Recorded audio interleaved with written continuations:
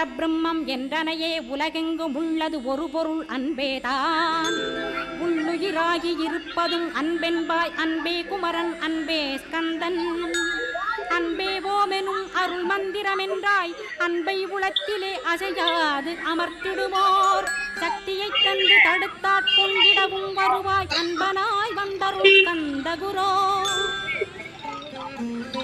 யாவர்க்கும் இனியன்னி யாவர்க்கும் எளியன்னி யாவர்க்கும் வலியன்னி யாவர்க்குமானோய் நீ.